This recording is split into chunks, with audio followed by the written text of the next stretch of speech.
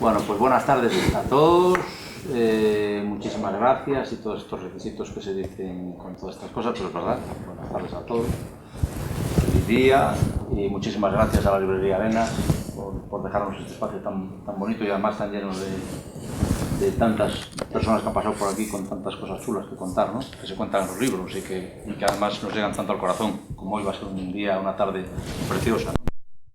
Y algunos estarán pensando que qué hace aquí este tío, ¿no? Este Octavio Villazala y tal, bueno, pues, algunos estarán pensando que quién soy yo y otros los que estoy, qué coño pinto yo aquí un poco en esta historia. Bueno, pues lo primero de todo yo quería deciros que vengo a echar una mano a mi amigo Alejandro, porque antes de nada es mi amigo.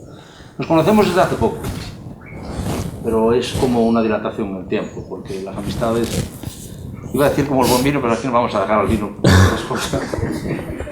Pero sí que se puede hacer cosas intensas y profundas en poco tiempo, ¿no?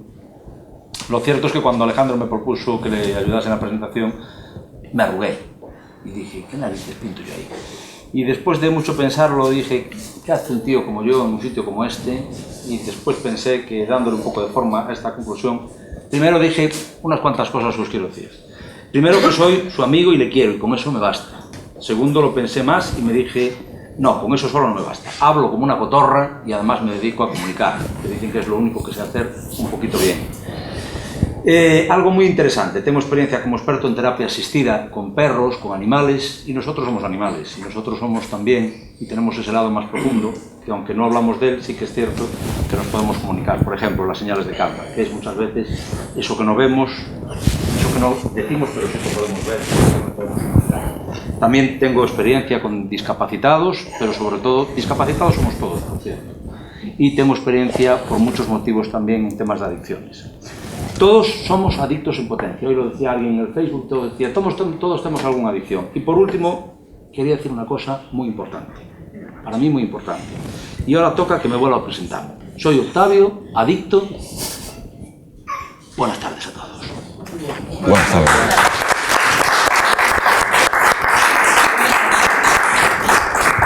En cuanto al libro, yo no soy un crítico, ni muchísimo menos, de literatura. Incluso aquí hay gente maravillosa que escribe libros y que son verdaderos expertos y gente magnífica, que a mí ya me da muchísima vergüenza por no hablar delante de ellos, pero la vergüenza la voy a guardar para otras cosas, que para eso me han enseñado. Solo puedo hablar como un lector consumado y hacer hincapié en lo que me ha llenado este libro y sobre todo lo que yo puedo hablar como lector, un lector que anda por la vida un poco por ahí a veces perdido y que además estoy pasando un momento en mi vida que no es muy fácil, como de mucha gente también, pero que esto sí es cierto.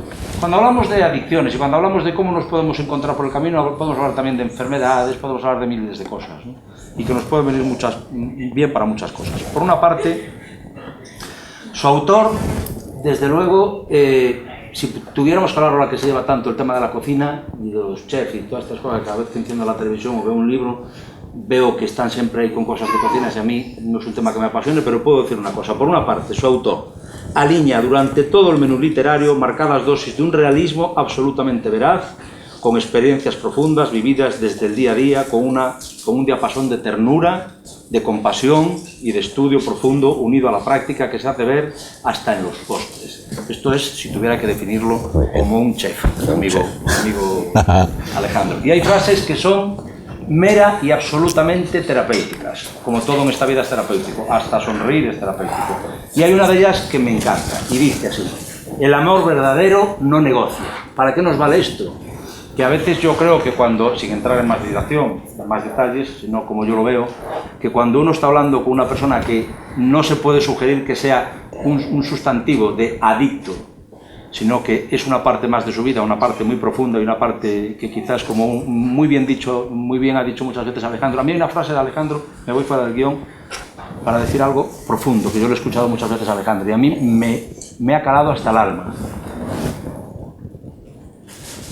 Y a mí me encantaría que alguien la definiese, todavía no está en el diccionario. Es tal el dolor, es tal lo profundo de ese dolor, es tal lo profundo de ese sentimiento cuando alguien está en esa fase de buscar la asunción, cuando uno está en esa fase de no saber dónde está, que ni siquiera la palabra soledad, ni siquiera la palabra amargura, ni siquiera la palabra tristeza, ni siquiera la palabra congoja puede definirla. Y bien dice Alejandro, el autor de este magnífico libro, dice que no hay una palabra todavía no está sin inventar. Yo creo que efectivamente está sin inventar, ojalá que en el próximo libro la inventes, porque de verdad que así es, y yo así la he vivido alguna vez también. Porque vuelvo a repetir que de alguna manera todos podemos y todos somos de alguna manera adictos, ¿no? Y hay otra frase que me parece que es preciosa: está prohibido rendirse. Yo que estoy en esta fase, estoy pasando un cáncer grave, y esto no tiene nada que ver con la adicción, pero a mí me gusta hablar de las cosas por su nombre. Está prohibido rendirse, para mí también está prohibido rendirse. Aquí sé que también hay gente que también lo ha pasado y está pasando por ahí, ¿no? Y he pasado un cáncer y he pasado una adicción, y la estoy pasando también. Está prohibido rendirse. No vale rendirse, nos tenemos que poner un chaleco que nos salve la vida todos los días.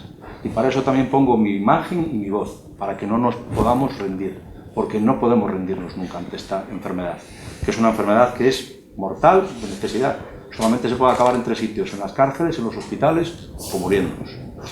Y me llama especialmente la atención la intervención asistida, una parte que él insiste, o sea, que él hace muchísimo hincapié y que yo no había escuchado nunca, yo, que soy un tipo que ando por ahí por la calle nada más, pero que es la intervención asistida en las empresas. ¿Cómo, de qué manera en las empresas, digamos que todo el equipo que está formado, pues pueden ayudar a esa persona que tiene ese problema de adicción?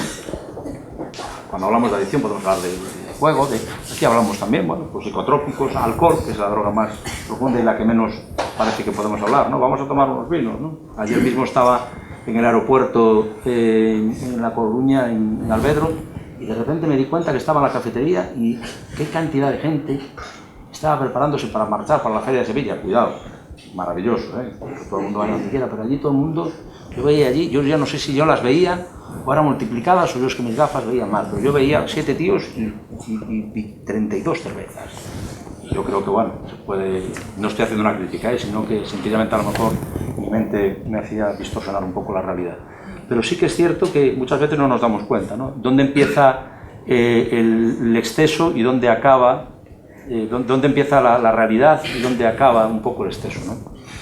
Y a mí sí que me parece que visualizo en mi mente lo que Alejandro cuenta en esta empresa, y yo visualizo todo eso, visualizo al jefe, visualizo a los encargados, al empleado y al tipo que está ahí, y yo creo que quién es el que no es capaz de decir, vale, pues me voy al centro, me voy a donde sea, ¿no? Cuando uno está tan acorralado, pero no en el peor de los sentidos, sino que realmente se ve en ese papel, ¿no? Eso hay que vivirlo, pero también hay que sentirlo y hay que escuchárselo en manos de un especialista como es un terapeuta como es Alejandro, ¿no? Ahí cada actor tiene su papel y cada pieza del puzzle está totalmente encajada. En definitiva, yo poco más tengo que decir porque yo no soy experto más que en terapia asistida con animales, pero sí que es cierto que quiero decir que ojalá, Alejandro, tengamos ese proyecto, lo llevemos a cabo, un proyecto que tenemos en común, que es fantástico, que es de qué manera, después de haber hecho todo este trabajo que Alejandro hace tan bien y que a mí me llena tanto orgullo poder ser su amigo y sobre todo colaborar con él en todo lo que yo pueda hacer,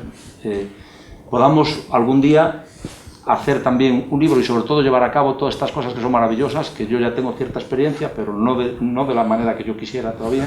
De qué manera también, en lo que a mí concierne, que soy especialista en terapia asistida con animales, con perros, de qué manera nos pueden ayudar a saltar esta barrera tan infranqueable que hace que muchas veces el adicto se sienta absolutamente, o los adictos nos sintamos muchísimas veces absolutamente aislados del resto del mundo, ¿no? Y de qué manera los animales nos pueden hacer sentir que hacen de puente entre las personas normales, decía Dolores el otro día, normales, los civiles. Entonces, los que algunos estarán pensando. Y yo creo que eso pueda ser un nexo para que en general, todos podamos rendirnos a la evidencia y todos podamos hablar de una manera muy tranquila y muy clara sobre lo que es esta enfermedad, porque es absolutamente una enfermedad. Un libro, en definitiva, un libro digno de ser leído por cualquier persona, terapeuta, profesional, adicto, es decir, ustedes y yo. Enhorabuena, Alejandro. Gracias. Me gustaría acabar mi intervención con una frase tuya, compañero, que me has enseñado muchísimas cosas y que me has ayudado muchísimo en mi recuperación. Dedicar mi tiempo, dice Alejandro, a intentar evitar dolor a los que sufren y dar esperanza a los que lo han perdido todo, a los que la han perdido, es todo un privilegio. Así que para mí también es un privilegio hoy compartir contigo mesa y muchísimas gracias, Alejandro. Gracias.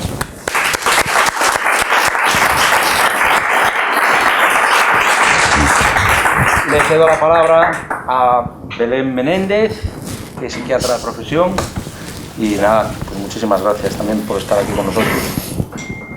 Bueno, a mí me pidió, conozco a Alejandro hace bastante tiempo y bueno, cuando me propuso venir aquí a hablar un poquito de este tema, bueno, le dije, sí, por supuesto, te acompaño donde sea, pero no sé muy bien de qué quieres que te hable porque, bueno, creo que de tu libro puedes hablar muy bien tú y no me necesitas para nada. Me dice, va, ya se te ocurrirá a ti algo que tú hablas muy bien y a ti un punto que no se te ocurre y bueno, ya sabéis cómo es, los que lo conocéis personalmente ya sabéis cómo es. Pues la verdad que sigo un poco hasta última hora de la tarde, pues seguía igual, se me quedé exactamente igual que al principio, no sé este hombre que quiere que hable, ¿no?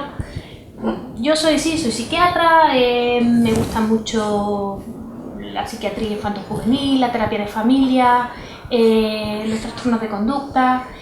Hago también, bueno, estoy un poco metida en el mundo de la terapia asistida con animales, sí que me parece un nexo de unión cuando hay problemas de comunicación entre el paciente y el terapeuta. Pero bueno, creo que quizás un poco hoy me gustaría decir 3-4 cosas acerca del título del libro de Alejandro. Fijaos, no, creo que de lo que hay dentro, prefiero que lo leáis, saquéis vuestras propias conclusiones. Creo que con la introducción que ha hecho yo, todavía poco más tengo que decir. Lo llama Alejandro, ¿qué puedo hacer, no? Cuando el adicto no acepta la ayuda que se le ofrece. Pues a veces lo único que se puede hacer es algo que no sabemos hacer, que es esperar. Esperar pacientemente, dejando siempre una puerta abierta. Esto es complicado y es muy duro. Cuando me llegan las familias a consulta y hablamos del problema, siempre se exige de una manera directa o indirecta una solución rápida, ¿no? Pero, ¿qué puedo hacer? ¿Pero qué hago? ¿Dónde lo llevo? ¿Dónde? A ninguna parte. Es que si hasta que no pida ayuda, no acepte ayuda, no podemos ofrecerle a alguien algo que no quiere, porque no se va a apoyar en nosotros, ¿no? Y esto es lo más difícil de aceptar. El por qué a una persona al final acaba conduciendo una adicción nos puede llevar una tarde a hablar de eso, ¿no? Pero creo que es importante tocar el tema de las emociones. Cada uno elige la forma de expresarse, la elige o se expresa como puede. En mi experiencia profesional os puedo comentar que a veces el camino de las adicciones es una forma más de expresión, y a veces nos tenemos que parar a escuchar, pero no a escuchar lo que nos dicen, sino muchas veces tenemos que aprender a escuchar a través del silencio y no a través de las palabras. Esto cuesta mucho, pero es lo que tenemos que aprender a hacer. ¿Qué es lo que podemos hacer? Escuchar, pero no a través de nuestros oídos, sino a través del corazón. Es duro, pero yo creo que... Yo estoy de acuerdo. Yo creo que bueno, que es lo que nos enseña la vida, ¿no? No sé si os esperáis, si esto es lo que os esperáis, si alguno de vosotros tenéis experiencia, no la desagradable experiencia de tener algún miembro de la familia o alguien próximo, cercano, en el mundo de las adicciones. No sé si os sentís identificados con algo de lo que digo, ante esa impotencia, ¿no? De Dios mío, pero ¿qué hago? Y no sé si os esperáis que viniendo aquí un psiquiatra os fuese a contar algo a nivel de receptores, de centros hospitalarios, de recursos asistenciales. Desde luego, si es lo que esperáis, no es lo que yo he venido a contar, porque eso tecleáis en Google y lo encontráis. Yo he venido quizás mi aportación puede ser esta otra que os hago, ¿no? Que esperéis y que empecéis a mirar cosas hacia donde no solemos mirar día a día, porque eso es lo que nos va a dar la respuesta y lo que nos va a motivar el cambio, nos va a motivar hacia el cambio. Poco más tengo que deciros, salvo que después al final, una vez que cuente Alejandro lo que tenga que contar acerca de su libro, queréis comentarme algo. acuerdo. Muy bien, muchas gracias.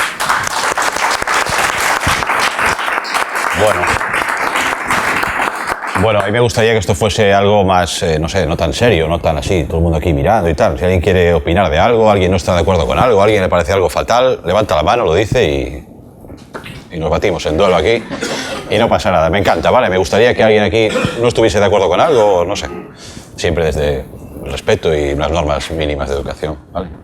Pero bueno, gracias a todos por venir. Yo veo aquí tal cantidad de gente y tal calidad sobre todo que, como dije, bueno, debo estar haciendo algo bien yo para que haya aquí tanta gente hoy. Además me consta que muchos vienen, el libro les importa un carajo y vienen aquí por una muestra de cariño que también le agradezco muchísimo. Vale, esto que quede claro. Quiero dar las gracias a la librería Arenas. Bueno, yo que soy muy de la Coru y me siento un coruñés de pura cepa y presumo de ello, pues para un coruñés presentar un libro en la librería Arenas, pues es, no sé, es una cosa, para mí es una cosa muy importante y que le doy mucho valor. Y también tengo que hablar y decir muy alto que ha sido la única librería de La Coruña que me ha apoyado como me está apoyando, me ha dado siempre facilidades, estoy presentando el libro, cosa que no ha hecho a lo mejor otras multinacionales que venden muchos libros y están no muy cerca de aquí. Esto quería decirlo y me he quedado además muy a gusto diciéndolo. Bien dicho. Bien.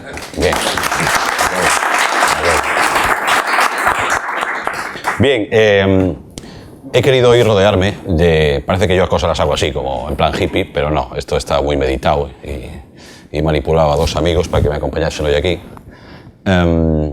Y quería que estuviese conmigo Helen y Octavio por un motivo, porque yo creo que una recuperación para un adicto tiene que tener, bueno, es una mesa con varias patas, ¿no? Y por supuesto una de las patas es la ciencia. ¿Vale? Yo me acuerdo que Belén hace años me dijo, oye, esto es ciencia, ¿eh? ¿Vale? Cuando yo me ponía muy metafísico, ¿no? Esto es ciencia, ¿no? Y es una frase que me quedó de ella grabada. Y es cierto, ¿no? La ciencia tiene muchísimo que decir, pero también yo si tengo que hablar de mi recuperación, a mí me ayudó mucho el amor, ¿de acuerdo? Y poco como conozco a un tío que se llama Octavio, que para mí lo representa de muy buena manera también, pues tener a estas dos personas aquí tiene un significado, ¿no? Hablaba Octavio antes de los adictos y de las adicciones, ¿no? Yo, si algo me pasma y me sigue pasmando, es el gran desconocimiento que hay. Voy a hablar de España, que es mi país, ¿vale? Pero entiendo que se extiende a más lugares, ¿no? El gran desconocimiento que hay sobre lo que es la adicción, ¿de acuerdo? Yo creo que aquí se sabe más de ébola que de lo que es la adicción, ¿no? Es increíble. Este desconocimiento, como en casi todas las esferas de la vida, ¿no? El desconocimiento genera injusticia, genera sufrimiento, genera estigmatización social y genera un montón de situaciones que, bueno, muy penosas, ¿no? Muy tristes. Ya un adicto de por sí es una persona, por definición de adicto, un adicto es una persona que sufre. Creo que con esto está muy bien definido, ¿no? Y si encima le añadimos todo este desconocimiento que hay y toda esta forma de funcionar que afecta, pues, a los enfermos, al personal sanitario, a las familias, a todo el mundo, ¿no? Y yo me embarcaba hace unos años en una cruzada, no sé, más que una cruzada, parece que estás luchando contra dragones o algo así a veces, ¿no? Y es intentar, de alguna manera, explicar de qué va esto, ¿vale? Sin términos científicos, yo insisto, yo siempre me gusta dejarlo muy claro, porque luego me meto en problemas. Yo no soy psiquiatra, no soy psicólogo, ¿de acuerdo? Sí que tengo una dilatada experiencia en el campo de las drogas ¿de acuerdo? Pero no soy ni psiquiatra ni psicólogo, quiero dejarlo muy claro, ¿de acuerdo? Entonces, este es mi segundo libro. El primer libro fue un intento fallido, de hecho ya lo digo así en el prólogo, de intentar explicar, sobre todo a la gente que estaba más cerca de mí cuando yo estuve mal, intentar explicarles por qué pasó lo que pasó, ¿no? Fue un intento absolutamente fallido, insisto. Intentar explicar algunas cosas de adicto a persona no adicta es muy difícil y a veces desgasta mucho, ¿no? Pero bueno, fue un intento.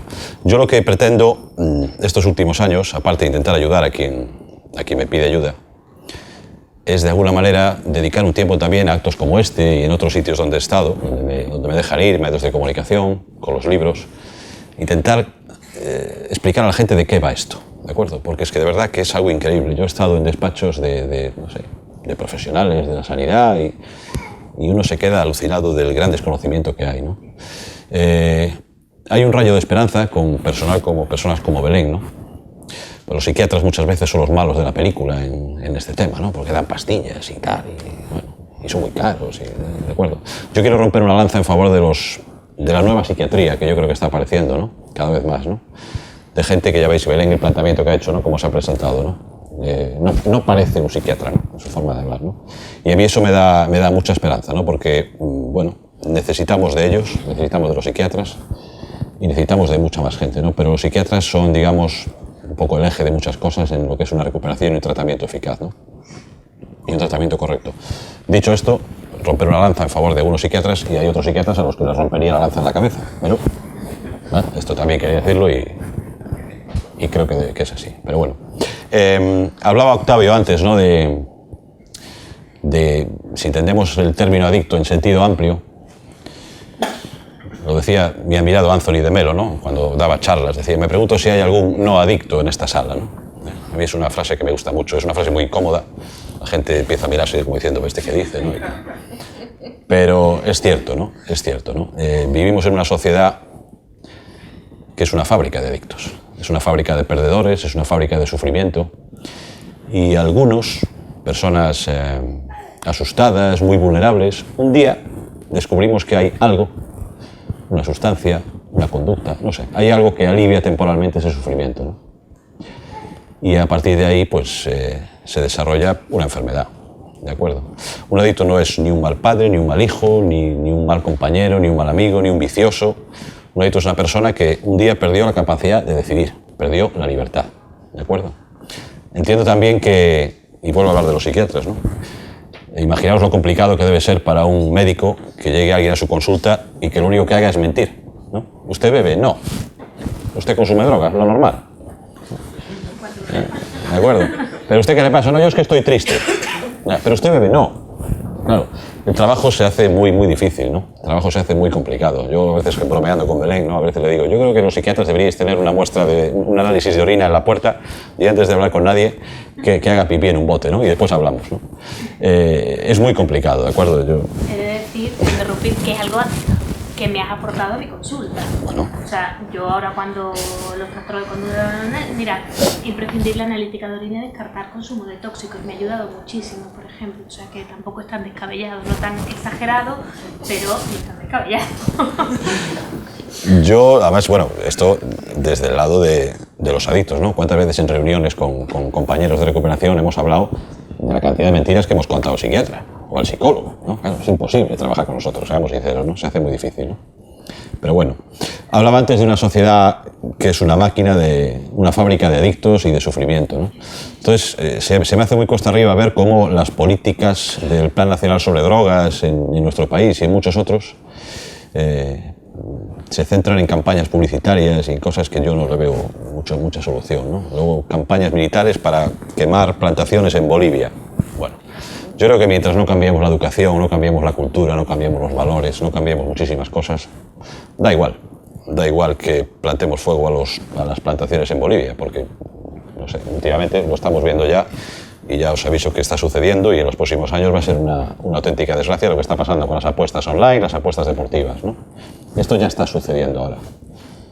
Unos casos de ludopatía en gente muy joven que con un teléfono móvil, con un smartphone, puede tirar por la borda una economía familiar en muy poco tiempo, ¿no? Esto está sucediendo ya, ¿de acuerdo? Esto está pasando ahora. Y es solo la vergüenza y bueno, y una legislación que no entiendo. Yo ayer estaba oyendo el fútbol por la radio y cada 10 minutos me decían que apostase. Esto es así. En las emisoras de radio, los equipos favoritos llevan la marca de publicidad de las apuestas en el pecho. Esto es así, ¿de acuerdo? Esto es un drama que se está viviendo ahora mismo. Pues sucede que los casos de ludopatía generan muchísima vergüenza y bueno, se sufre ahí en silencio, ¿de acuerdo? Son como las hemorroides, pues igual. Esto está pasando ahora. Lo que no entiendo es cómo la administración, los gobiernos permiten que continuamente se nos invite a apostar, a beber, a apostar y a beber. Ayer en el descanso del partido del Atlético de Madrid y el Barcelona hubo 2 anuncios, apuestas deportivas y cerveza, ¿de acuerdo? Esta es la sociedad en la que vivimos. Entonces, podemos, insisto, quemar bosques en Bolivia, pero mientras sigamos funcionando de esta manera, la suerte está echada, ¿no? Yo creo que, bueno, intento aportar mi granito de arena y dar mi visión de este tema, ¿no? Insisto, me encantaría que alguien me interrumpa y me diga que eso no es así o lo que queráis, ¿vale? Gonzalo, por favor. Vamos a ver, yo tengo una experiencia personal con el adicciones llevadas. Antigua, superada y, en fin, con mucha suerte finalmente. No en mi persona, sino un ser muy personal. Pero yo, que era alcoholismo crónico, además una fase muy peligrosa. Pero sin embargo yo no mezclaría con el tema de la ludopatía, el tema de las adicciones a las sustancias químicas. Porque según lo que yo aprendí en este caso, tuve la suerte de contratar con el doctor Freixa, que ha fallecido en Barcelona, que lo conocéis, y un experto, en fin, un número uno, ¿no?, en el asunto este. Las adicciones bioquímicas tienen un componente en nuestro organismo orgánico, y luego ya tiene un componente del trastorno conductual, de la conducta, o sea, psicológico, pero también químico. Y sin embargo, las apuestas, yo creo que es todo alteración de la conducta desde el aspecto psicológico. O sea, no hay química en la adicción a las apuestas, pienso yo. Estamos de acuerdo que son dos personas que sufren y que arruinan su vida, ¿verdad? Sí, hombre, pero... A partir de ahí podemos hablar de lo que quieras, de hecho. Llevarle la contraria a Gonzalo. Hombre, Mariano, venga. Que vamos a ver, no contestará mejor la psiquiatra. Cuando tú estás acostado, tu cerebro está segregando también ciertas sustancias, que es lo que te produce el bienestar, que viene a ser el microcerebro. el deporte también. El deporte también. Eso ahí. Que hay adicción a todo, ya lo dijo. Valen lo dijo claramente, que si no nos damos, que aquí hay mucha gente que la mayoría somos adictos y no sabemos, pero no es una adicción de deporte o algo, que no es una adicción que sea mala para la sociedad, pero no es lo que se trata. Pero también la hay, ¿no? Una cosa, un ludópata genera lo mismo, la dopamina. En vez de colocón con una sustancia, es cuando apuesta, genera endorfinas y la dopamina se activa y entonces es lo mismo. Es simplemente que una sustancia psicoactiva y la otra se activa al jugar. Cuando juega, genera dopamina y la dopamina está despertando. Hay componente orgánico también. Sí, claro, la dopamina es esencial. Pues ese era mi error. Es esencial.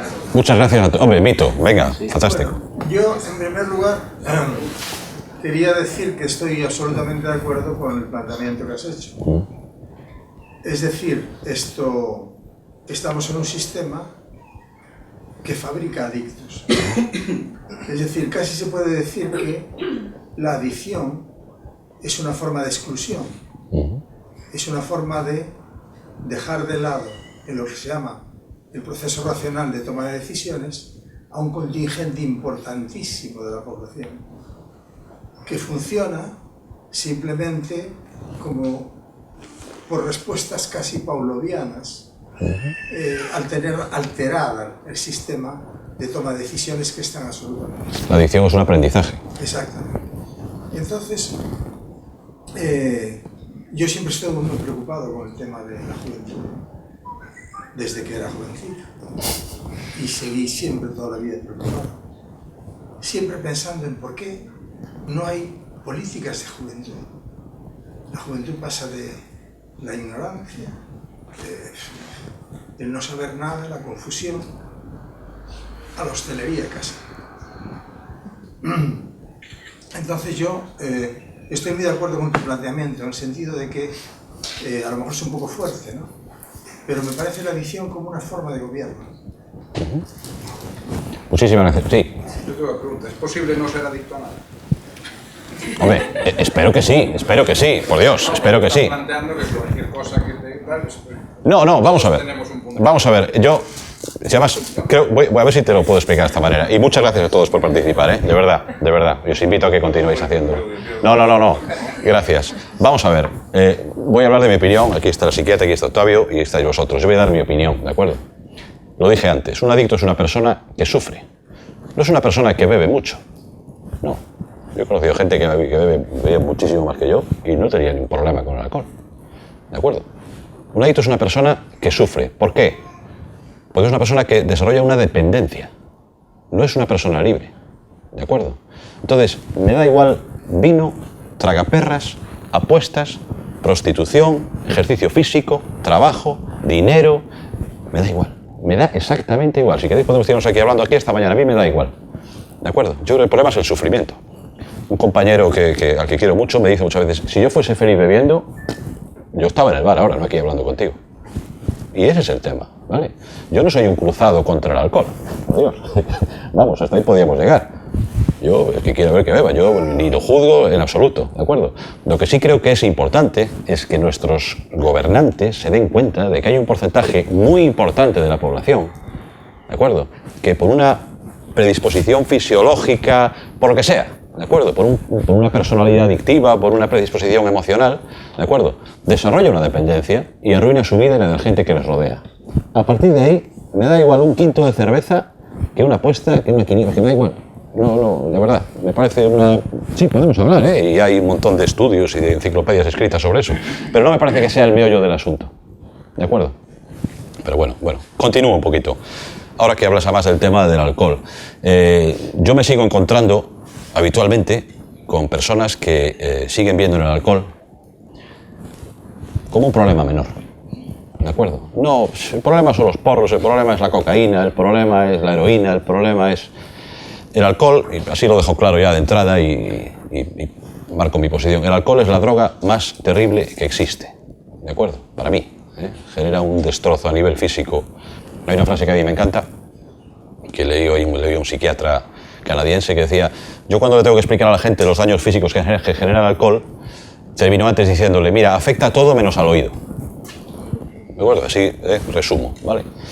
¿De acuerdo? Entonces, lo digo porque vivimos en la sociedad que vivimos en el país que vivimos, aquí la industria del alcohol pues genera muchos miles de millones de euros al año, pero quiero dejar esto claro, ¿de acuerdo? El alcohol es la peor droga que existe. Y también quería hablar de los psicofármacos, ¿de acuerdo? Los psicofármacos generan muchísimas más muertes al año que la cocaína y la heroína juntas, ¿de acuerdo? Muchísimas más, ¿de acuerdo? Está aquí la doctora, que puede hablar mucho mejor que yo de este tema, pero voy a decir una cosa: el perfil con recuperación más compleja que yo me he encontrado nunca es el de una mujer ama de casa entre 50 y 60 años que consume psicofármacos, ¿de acuerdo? Yo he visto recuperarse a gente de heroína que estaba viviendo en un poblado, en una chabola, y recuperarse y tener hoy una vida magnífica, una vida plena y una recuperación fantástica. Los perfiles de mujeres, insisto, entre 50 y 60 años con un problema de psicofármacos son terriblemente complicados, desde el inicio del tratamiento hasta sus etapas más avanzadas, ¿de acuerdo? Esto quería dejarlo claro para que centremos el concepto de droga en su justa medida. De todas formas, hoy estamos hablando aquí de adicciones en general, ¿de acuerdo? Entonces, me estoy yendo a que una droga pues es lo que es, ¿de acuerdo? El problema es el sufrimiento que genera. Yo no tengo nada contra el vino, ¿de acuerdo? Pero sí intento trabajar contra la gente que desarrolla una dependencia de esa sustancia, ¿de acuerdo? Y arruina su vida. Yo creo que eso es un poco la clave del asunto, ¿no? Bien, otro asunto que para mí es muy importante y que me gusta insistir antes de empezar ya a hablar del libro directamente, es la confusión que suele haber entre abstinencia y recuperación, ¿de acuerdo? Esta es una confusión que suele generar la mayoría de los fracasos, ¿de acuerdo? Abstinencia es simplemente parar de beber, ¿de acuerdo? Parar de beber, parar de consumir, parar de desarrollar la conducta compulsiva, parar, ¿de acuerdo? Y esto, por supuesto, es la casilla de salida, la casilla número 1, ¿de acuerdo? Primero hay que parar.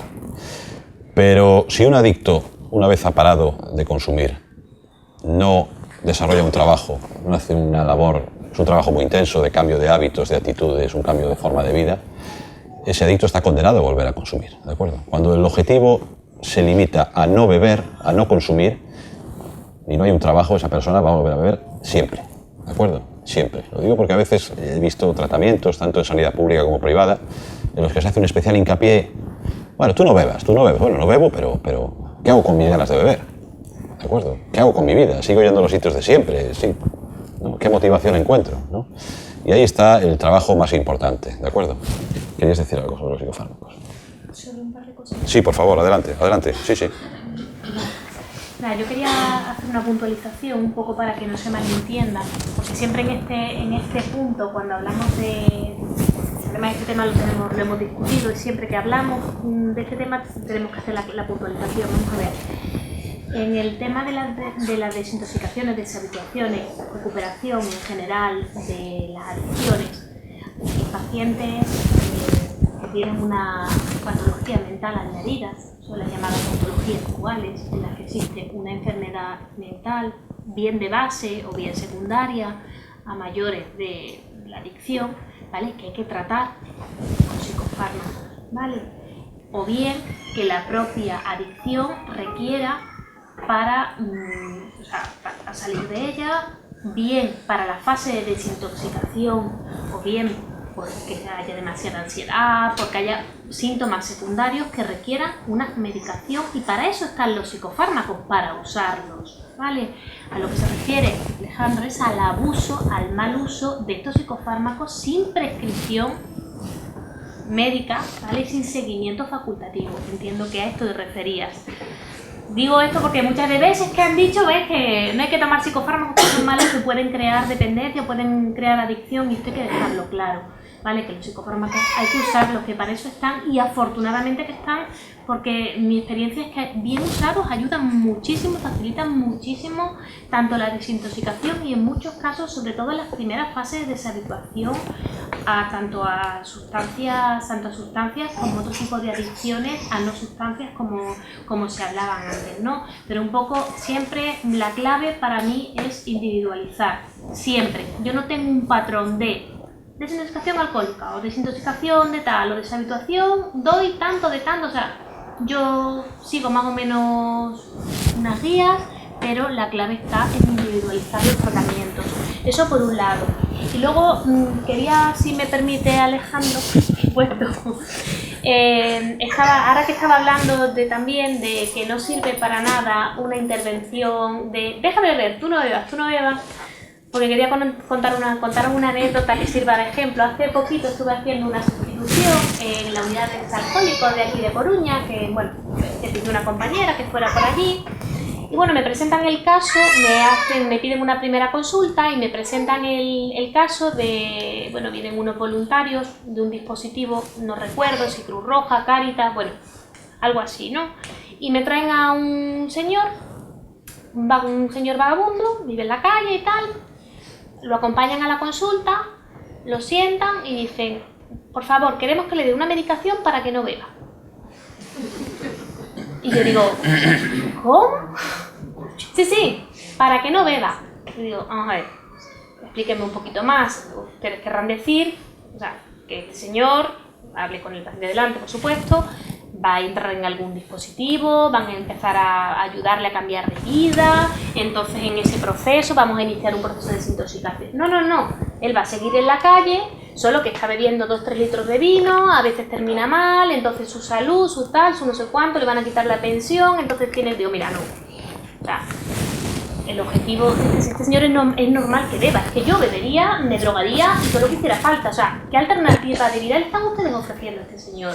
Entonces, lo que habría que hacer sería buscarle un recurso y una alternativa para empezar un proceso no de desintoxicación alcohólica, sino de deshabituación, de cambio de vida, de mejora. ¿Qué expectativas tiene este hombre? ¿No?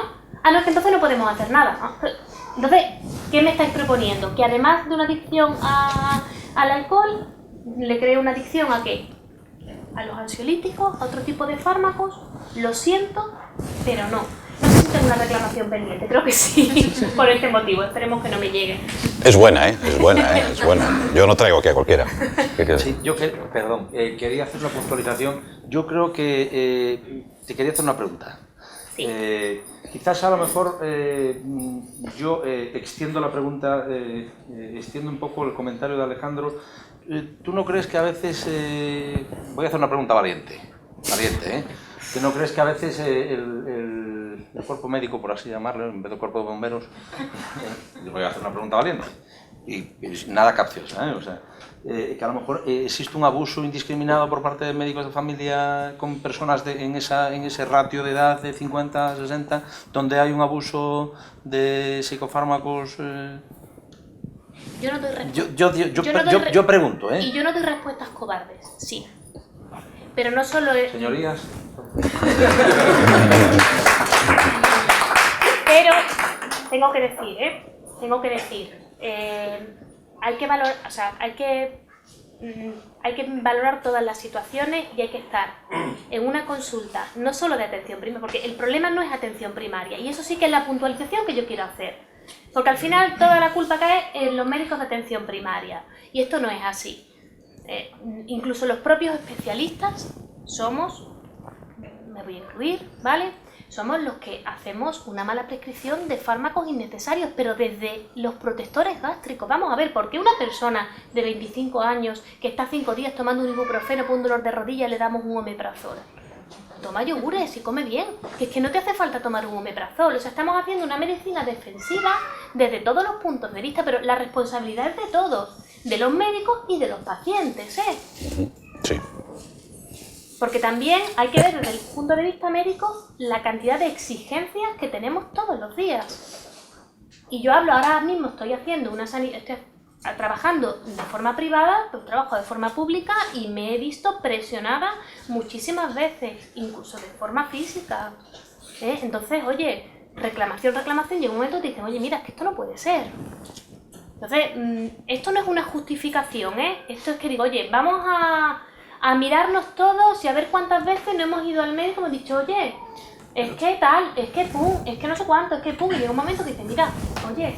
Pero que quiero decir que ese abuso del que hablaba Alejandro y ese ratio de edad de personas y ese abuso y incluso esa estadística que está dando incluso de muerte por este tipo de sustancias, que puede ser cierto, ¿no? Que quiero decir, yo no estoy aquí, por supuesto que faltaría más, además yo no soy ningún experto en esto, pero sí que es cierto que es una evidencia, ¿no? Y que además entendiendo esto dentro de un aspecto global donde somos todos tal, por ejemplo, sin entrar en más debate, por ejemplo, con el tema de los antibióticos. Pero es que es más, es que hay muchas cosas que son curiosas y es cortísimo. Yo tengo hace poco un amigo donde dijo, es que he ido al médico y me ha dicho que mi hija tenía mucha fiebre y me ha dicho que en vez de darle un antibiótico, darle una aspirina, no sé cuándo, que la pusiera un poco que la destapase y que le resultaba raro. Quiero decir que yo lo entiendo eso, pero realmente a veces puede haber un abuso, incluso también por parte del facultativo, que también se ve presionado, como tú bien dices, a todo esto también, ¿no? Quiero decir que es lo que quería puntualizar y nada más. Muchísimas gracias. Muy bien, continuamos entonces. Dicho esto, está también la industria farmacéutica que aprieta mucho y es de los, digamos, núcleos de poder más poderosos del planeta, ¿vale? Y aprieta mucho. De todas formas, yo os reto a que alguien descubra cuántos fallecimientos hubo en España el año pasado, o cualquier año, por intoxicación medicamentosa aguda. Os reto. No hay cifras, no se sabe. Podemos saber cuánta gente murió por mordedura de congrio, pero no sabemos cuánta gente falleció el año pasado en nuestro país por intoxicación medicamentosa aguda. Esto es así. Sí. Yo puedo facilitar el dato de Estados Unidos. Sí, de Estados Unidos sí. Sí que lo tiene. Accidentes de tráfico y por cáncer sumó más o menos los 94.000 muertos que hubo por iatrogenia, por intervenciones clínicas de dragas iatrogénicas, 94.000 muertos. Por tanto, efectivamente, los AINES, los antiinflamatorios no esteroideos, tienen una iatrogenia medida del 20%, de las cuales algunas son leves, pero otras terminan en perforación de estómago, sangrado y muerte, es decir, en complicaciones severas. Es algo que se usa cotidianamente. Pero aparte de este dato, que no lo hay en España, no somos tan aficionados a hacer públicas ciertas encuestas, sí me gustaría comentar que estoy de acuerdo con lo que dice el autor y los presentadores, ¿no? Sí. En el sentido de que las adicciones, como dijo también un interviniente antes, tiene un componente psicosocial muy importante, porque hay personas que encuentran en la adicción un equilibrio. ¿Qué quiere decir esto? Que yo creo que la adicción opera negativamente cuando rompe el equilibrio de la persona, cuando le desequilibra. Por tanto, la persona que se desequilibra normalmente es porque ya la adicción, es decir, la busca o la encuentra porque tiene una carencia. Una carencia que puede ser afectiva, es decir, búsqueda de afecto, de amor, la soledad, la superación de la soledad, o puede ser en el proceso de construcción de su personalidad. Son carencias por debilidades, es decir, personas que pueden llegar a edades, antes se decía que los adolescentes, los posadolescentes ahora acceden, por ejemplo, al mercado de las apuestas. Claro, son personas que se invierten en publicidad en ellos porque tienen sus personalidades insuficientemente construidas. Pero, sin embargo, podemos observar artistas, autores de gran peso y prestigio que tienen adicciones alcohólicas y de otro tipo y mantienen sus capacidades creativas porque normalmente la adicción para ellos, para muchos de ellos, es una adicción coherente. Quiere decir, que realmente no suple una carencia que les desequilibra, sino que encuentran algo que les conduce a un cierto equilibrio. Por ejemplo, su sufrimiento interior. Por ejemplo, en vez de usar otro tipo de fármacos reglados, pues los usan los que no están reglados. Digamos, sustancias que no están regladas. Entonces, yo creo que esto es importante porque en el diagnóstico de la persona adicta, que está aquí pues, una psiquiatra, yo creo que también hay que encontrar la base en esa personalidad, qué es lo que ocurre, es decir, cómo esa persona o por qué llega a una adicción, ¿no? Si realmente queremos llevarle no solo a que deje de consumir, sino a que rompa, es decir, en su persona, sea capaz de superar, de sobreponerse al hábito, a la adicción, pues hay que modificar también rasgos o pautas de su personalidad. Muchísimas gracias. Muchísimas gracias. No tengo el placer de conocerle, pero muchísimas gracias por su aportación. Sí. Perdón, que me da mucha vergüenza, pero ya... No, mujer, que no te dé vergüenza, que no, que va, que va. Nada, yo quería comentar, porque antes un señor dijo que si podía ser que no fuéramos adictos de nada, ¿no? Yo creo que sí, que siempre, yo por ejemplo, he cogido una necesidad de hace años de marcar muchas horas y pasar tiempo sola. Y el dulce, yo como no tenga, me creo no, parece una tontería. Pero no lo es. No, porque no tengo y estoy mal. O sea, estoy nerviosa, entonces es adictivo. Absolutamente. Muchas gracias. Y, perdona, lo último. Sí. Y también conozco personas que pueden ser buenísimas y todo, pero tienen un problema con la compra, ¿sabes? Tienen que estar comprando constantemente. Claro. Y no se dan cuenta, tú se lo dices, mira, tía, si no puede, porque eso es para el súper y tal, no lo hago, pero no, es superior a él. Entonces yo creo que, aunque no sea con la compra o con el dulce en mi caso, pues nos creamos necesidades, muchas veces. Absolutamente. O por la muerte de alguien querido y acabas creándote sin querer. Absolutamente. Todos hemos comprado compulsivamente alguna vez, aunque no nos demos cuenta. Y sobre el caso concreto de los supuestos de una adicción avanzada en caso de compradores compulsivos, volviendo, como decía la persona que ha participado, ¿no? En Estados Unidos hay una encuesta, es una estadística, mejor dicho, que señala que dentro de los adictos en recuperación el índice más alto de suicidio se da en los compradores compulsivos. Se suicidan mucho más los compradores compulsivos, en segundo lugar están los ludópatas, mucho más que un heroinómano, un cocainómano, un alcohólico. Son personas que sufren enormemente, es muy difícil para ellos, la vergüenza que sufren, ¿de acuerdo? Y son personas que sufren, por eso yo siempre insisto en el sufrimiento, ¿no? Porque es algo que iguala a todos, ¿de acuerdo? ¿Qué más da que bebas cerveza o que te hayas gastado el sueldo en el Corte Inglés? Si estás sufriendo, ¿de acuerdo? Por eso no me centraría yo tanto en la sustancia o en el... ¿de acuerdo? Yo creo que a mí, bueno, yo lo que quiero es ser feliz, yo lo que quiero es no sufrir, ¿vale? El resto me parece secundario, ¿de acuerdo? Si tomo esto o hago lo otro, ¿no? ¿De acuerdo? Sobre la aportación que hizo el caballero hace un rato, que estoy muy de acuerdo con él, yo haría solo un ligerísimo matiz, pero para mí es muy importante. El adicto no encuentra equilibrio en las drogas, encuentra una ilusión de equilibrio. Parece... no lo miro, pero me gustaría puntualizar, pero muchísimas gracias. Bueno, voy a hablar un poquito del libro, porque ¿qué hora es, por favor? Son menos 10. Madre de Dios. Y yo sin hablar de mi libro. Yo vengo aquí a hablar de mi libro. Y yo sin hablar de mi libro. O hablo de mi libro o me voy. Porque yo no tengo que hablar del mío. Bueno, doña Maite, querida, di. Me gustaría preguntarte una cosa. Venga. Venga. ¿Qué se hace cuando un adicto no acepta la ayuda? Cuando un adicto sabe que se está muriendo, lo sabe porque lleva 20 años de infierno y ha tenido ayuda de todos los lados, de todos y de los mejores. ¿Qué se hace? Uno se plantea un problema, es yo me quiero morir, pues que hay algo en mi cerebro que no funciona y que no me deja llegar a ese punto de que me dejen ayudar. ¿Qué pasa? Porque es ese motivo de o me quiero morir o es que no, o es que hay algo en mi cerebro que no funciona y que ya no deja que la ayuda entre. Y va un poco con el libro. Yo ahora... Has dicho dos temas que yo creo que encajan con la definición de adicto, ¿no?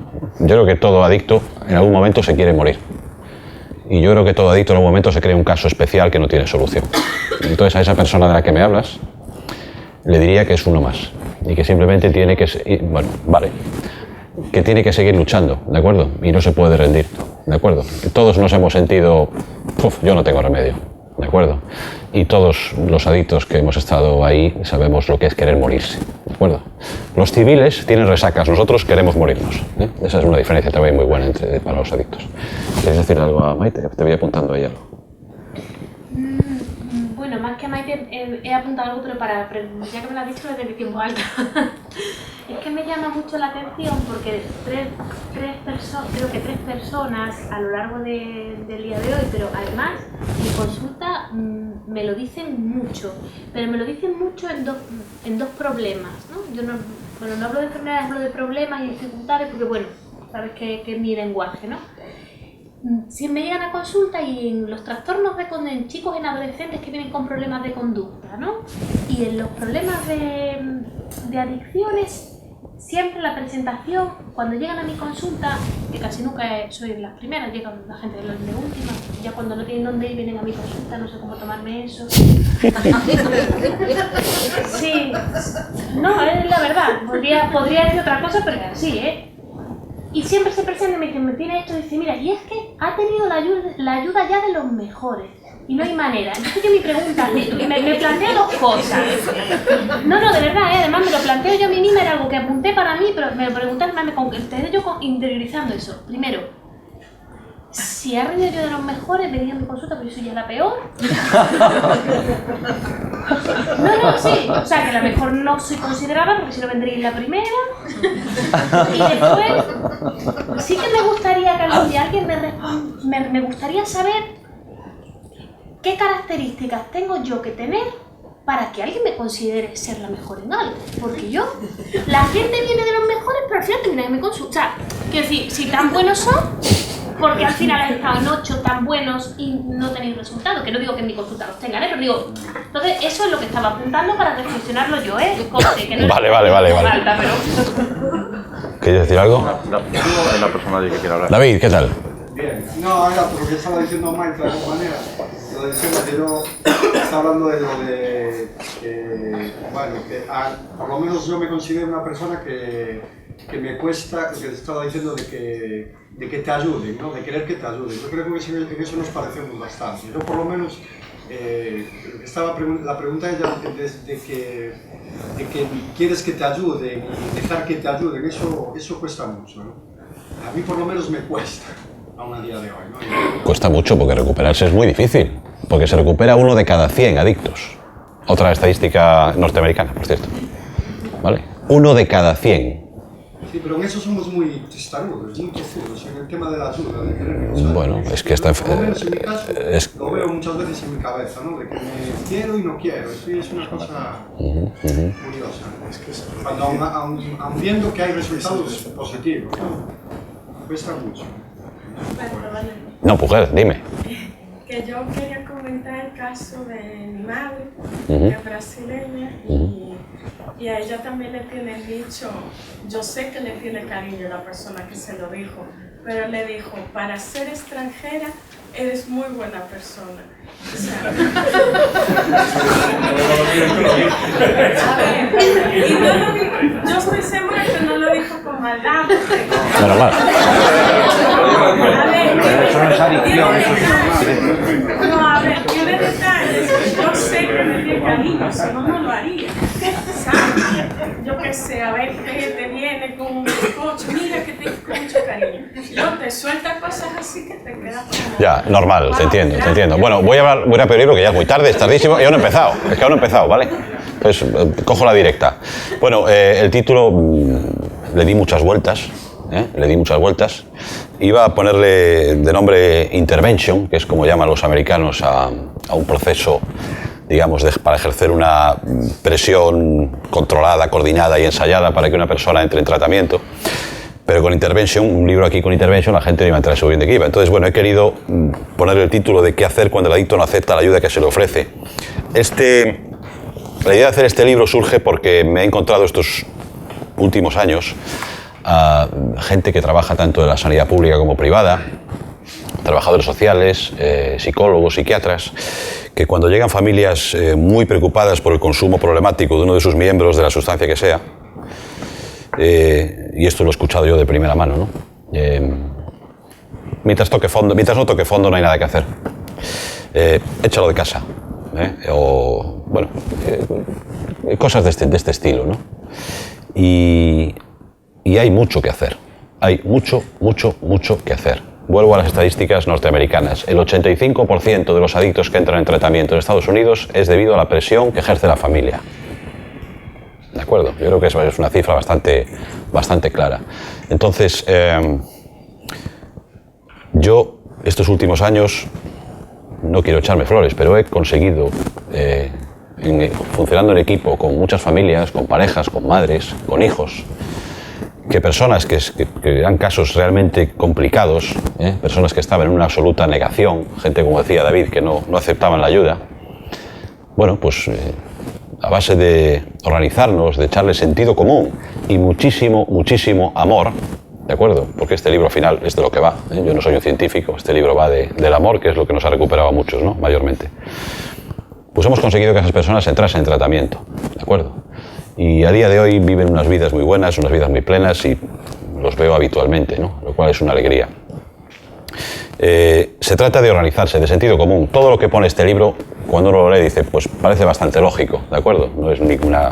No son cosas raras en absoluto. Y se trata de funcionar en equipo con las familias, funcionar en equipo, ¿de acuerdo?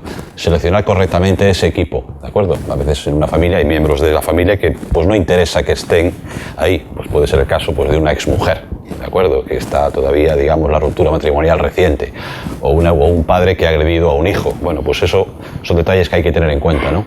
Una de las, creo yo, la principal aportación o la cosa más novedosa que puede aportar este libro, que no se la he leído a los americanos, tengo que decirlo, es la capacidad que he visto, el potencial que tienen las empresas, los empleadores, los centros de trabajo para fomentar la entrada en tratamiento de un adicto que se resiste a aceptar la ayuda que se le ofrece.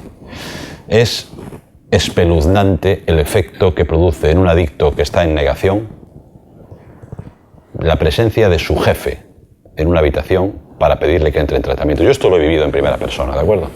Yo he vivido situaciones en las que estaba el padre, la madre, la hija, el perro, la abuela, la suegra, todos, ¿no? Y ahí entró ahí el adicto y que no, y quién es ese de gafas, quién es ese cabrón, bueno, ¿de acuerdo? Situaciones muy complicadas.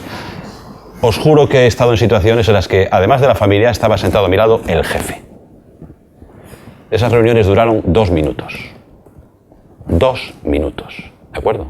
El empleador, el jefe, el superior, ¿de acuerdo? Ahí se abre un abanico muy grande de posibilidades. Compañeros de trabajo, ¿de acuerdo? Para un adicto ver a su jefe sentar en una sala pidiéndole que entre en tratamiento es algo fulminante. Y es un potencial que tienen las empresas en España y no se está utilizando para absolutamente nada.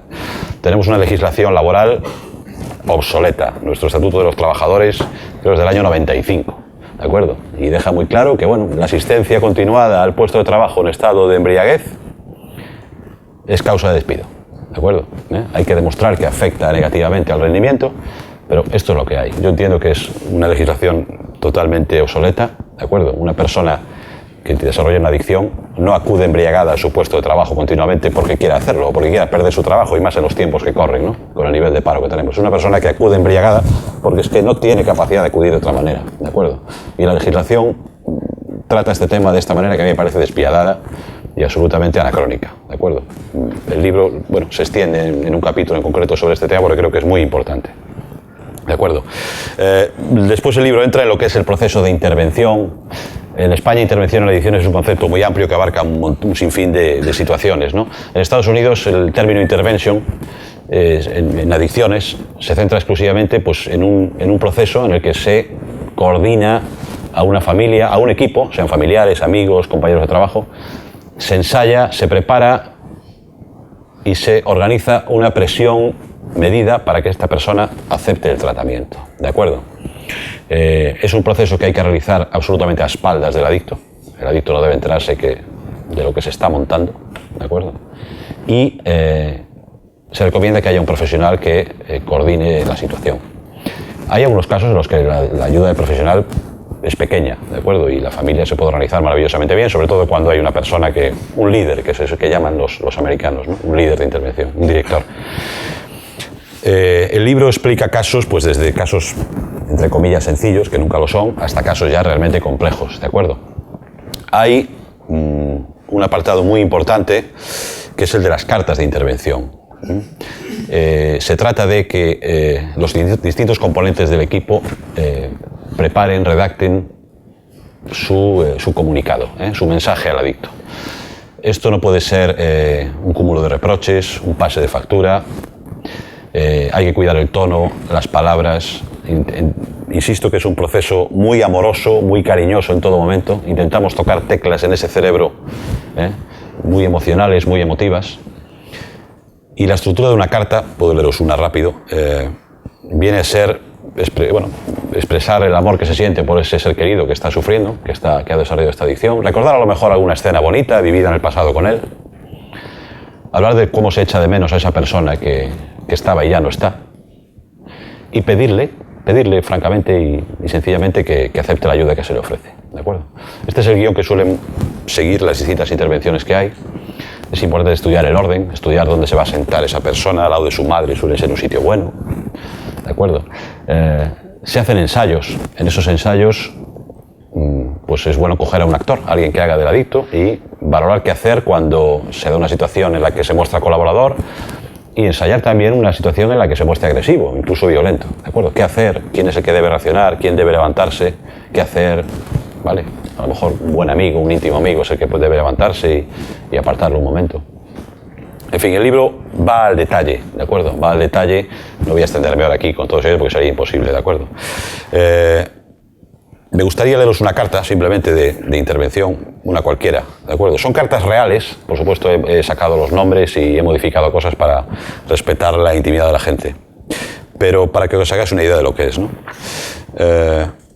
Querido Eduardo, como hermano tuyo me gusta recordar nuestra infancia, cómo jugábamos juntos los veranos en la playa, navidades en casa. Poco a poco nos hemos distanciado y echo de menos el tiempo juntos. Tu consumo de hachís se ha disparado y últimamente hemos vivido escenas terribles como el día del accidente de tráfico o cuando pegaste a papá. Te pido que entres en tratamiento. Hemos buscado el mejor centro posible y sé que te entregarás al 100% en tu recuperación, como siempre hacías cuando te planteabas un reto. Como veis, es un mensaje muy sencillo, corto y muy directo, ¿de acuerdo? El efecto que tienen estas intervenciones en adictos, en personas a veces muy violentas, personas con antecedentes penales, gente, bueno, es fulminante. Yo he visto a auténticos miuras convertirse en corderitos oyendo a un ser querido decirle que le quiere. Porque es curioso, ¿no? Muchas veces no le hemos dicho nunca a nuestra pareja, a nuestra madre, a nuestro te quiero, ¿no? Y eso cae como una bomba atómica en una intervención, ¿no? Si alguien alguna vez no le ha dicho a un ser querido que le quiere, que sepa que tiene guardado un arma muy poderosa en su poder, ¿de acuerdo? Y esto funciona muy bien. Yo he visto hace, pues ahora 1 año y pico, una familia y un hermano pequeño diciéndole a un hermano mayor: me enseñaste a pescar, me enseñaste a cazar, me enseñaste a nadar, eras mi ídolo, para mí eres el referente, ¿no? Y ahora eres una mierda. ¿De acuerdo? No hubo que hablar más. No hubo que hablar más. Y esa persona llevaba bebiendo 30 años sin parar. ¿De acuerdo? Entonces, cuando se dice que toque fondo o hasta que no... No. Hay mucho que hacer y lo tenemos aquí dentro. ¿De acuerdo? No quería extenderme mucho más. el libro también habla pues, de las posibilidades de recuperación que hay, las distintas modalidades, centros de tratamiento, sanidad pública, privada. Es muy importante elegir bien el centro de tratamiento, ¿de acuerdo? Ya es un problema grande tener a un adicto en la familia, como para agravarlo teniendo a un adicto en la familia que sigue consumiendo y la familia con 30.000 o 40.000 euros menos, ¿de acuerdo? Entonces, yo recomiendo, hay excelentes profesionales en la sanidad pública, hay excelentes profesionales en la CLAD, el Proyecto Hombre, en varios sitios, hay excelentes profesionales en la sanidad privada, hay centros de tratamiento públicos y privados muy buenos. Yo lo que recomiendo es cuando alguien vaya a hacer un desembolso muy importante en un centro de tratamiento, que se ponga en contacto con familias que ya hayan sido usuarios de ese centro. No con una, con varias. ¿De acuerdo? He visto casos de familias que han hecho un desembolso enorme, un coste brutal para su economía, y el centro no era el adecuado, las cosas no fueron bien y tenemos la situación muy agravada y a lo mejor esa persona, por un tema económico, no tiene posibilidad de tener otro tratamiento, ¿de acuerdo? Entonces es muy importante mirarlo. Es ya muy tarde, yo seguiría aquí porque, vamos, tengo un rollo que no os imagináis, pero quería daros las gracias a todos por venir y, bueno, espero seguir viéndoos por ahí y cuando saque el próximo libro, pues ya os avisaré. Muchas gracias.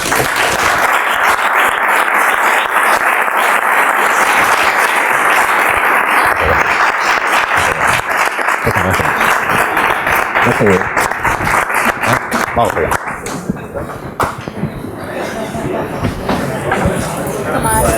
Gracias.